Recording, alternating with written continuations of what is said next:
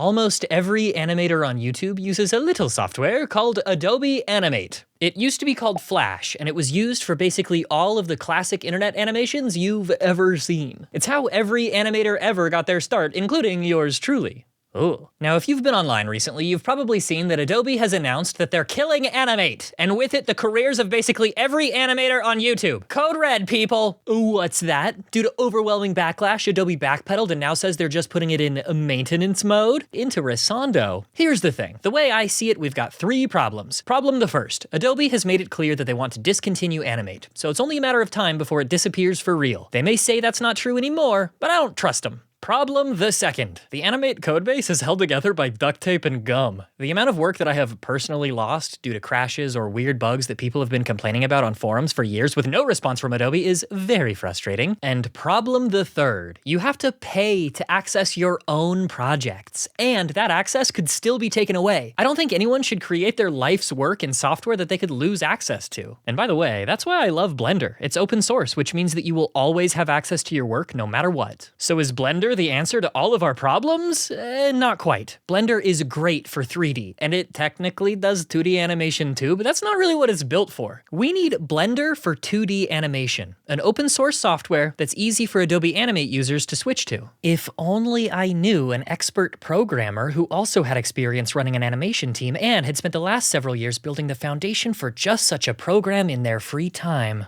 Wait a minute. You guys might not know this about me, and I guess you'll just have to take my word for it, but I'm actually a totally cracked software developer, and I've already been building this. So today, in light of the recent news, I'm announcing the Sailbrush crowdfunding campaign. I'd estimate that I'm about a month of full-time work away from being able to publish a beta version, so let's say 2, just in case things take a little longer, and like 6 months away from publishing what comes after beta?